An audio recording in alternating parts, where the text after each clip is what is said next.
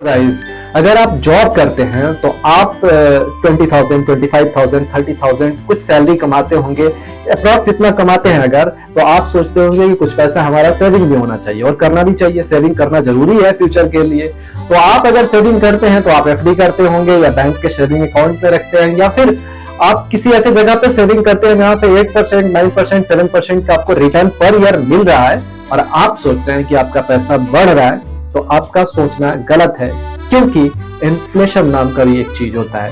Inflation यानी कि महंगाई दर का बढ़ जाना, और जो करेंसी अभी प्रचलन में है उस करेंसी के वैल्यू का कम हो जाना, ये इन्फ्लेशन है मोटा मोटी अगर बात समझे तो। इन्फ्लेशन की वजह से आपका करेंसी का जो वैल्यू कम होगा, तो इसके वजह से जो आप सेविंग कर रहे हैं और जो आपका पैसा बढ़ रहा है, जो चीजें आप उस करेंसी से आज खरीद सकते हैं, वो चीजें आप 20 साल बाद, 15 साल बाद उतने पैसों में नहीं खरीद पाएंगे। मतलब ये हुआ कि अगर आप सपोज 5,000 रुपए पर मंथ आप इन्वेस्ट कर रहे हैं और उस पर 8% का आपको रिटर्न मिल रहा है, तो पर ईयर 20 साल के लिए आप अगर इन्वेस्टमेंट कर रहे हैं, तो आपको ये जो इन्वेस्टमेंट का जो टोटल अमाउंट बनेगा 20 साल बाद, वो करीब करीब 30 लाख रुपया बनेगा।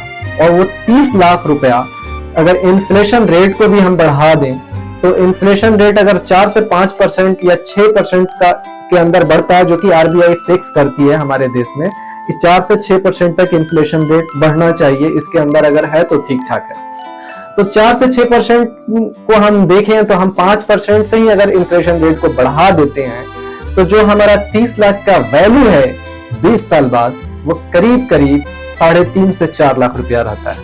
यानी कि आपने जो पैसा जमा किया उसका वैल्यू 20 साल बाद सिर्फ 3 से 4 लाख रुपया आज के डेट में जो वैल्यू है वही रह जाएगा। इसका मतलब ये हुआ कि जो पैसा आप 8 से 7% पे आप इन्वेस्टमेंट कर रहे हैं, उससे आपका पैसा बढ़ नहीं रहा है। तो आपको इन्वेस्टमेंट कैसे करना चाहिए और क्या अच्छा है इसके लिए इन्वेस्टमेंट करने के लिए, इसी पे आप चर्चा कर रहे हैं आज इस वीडियो के अंदर।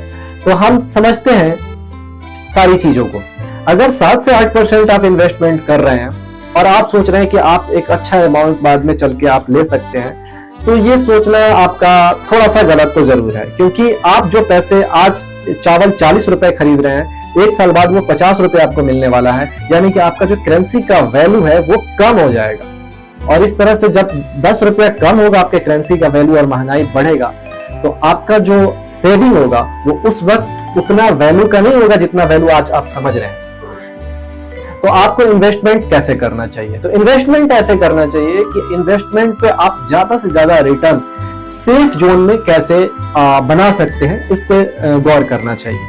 तो सेफ जोन में ज्यादा से ज्यादा रिटर्न बनाने के लिए हमें एक चीज दिखाई देता है, और इन्वेस्टमेंट के लिए वो है आपको हम किसी म्यूचुअल फंड के अंदर एसआईपी कर दें।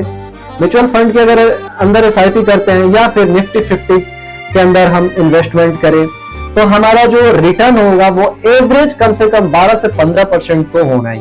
और 12 से 15% अगर आप पर ईयर रिटर्न कमा रहे हैं, तब आपका जो करेंसी जो पैसा बनेगा 20 साल बाद, वो कुछ वैल्यूएबल होगा और वो पैसा आपका बढ़ रहा है, ये आप कह सकते हैं। क्योंकि जो 8% के रिटर्न पे आप पर ईयर रिटर्न पे आप जो पैसे जमा कर रहे हैं, वो 20 साल बाद उसका वैल्यू सिर्फ 3 लाख का रह जा रहा है। इसका मतलब आपने कुछ खास कर नहीं पाया।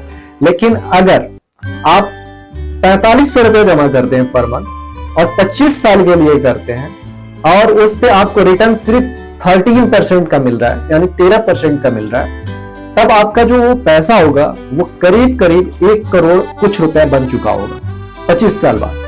और उस 1 करोड़ का जो उस वक्त वैल्यू होगा 25 साल बाद, वो अगर इन्फ्लेशन रेट को हम 5% से भी बढ़ा दे, तब भी 40 से 45 लाख रुपया वैल्यू होगा, 45 लाख रुपया वैल्यू होगा। इसका मतलब ये कुछ अच्छा अमाउंट हुआ और आपका सेविंग ठीक ठाक जगह पे जा रहा है। तो इसी तरह के वीडियो के लिए हमारे चैनल को सब्सक्राइब कर लें, और हम आपको अच्छा से अच्छा इंफॉर्मेशन, अच्छा से अच्छा इन्वेस्टिंग की जानकारी देते हैं।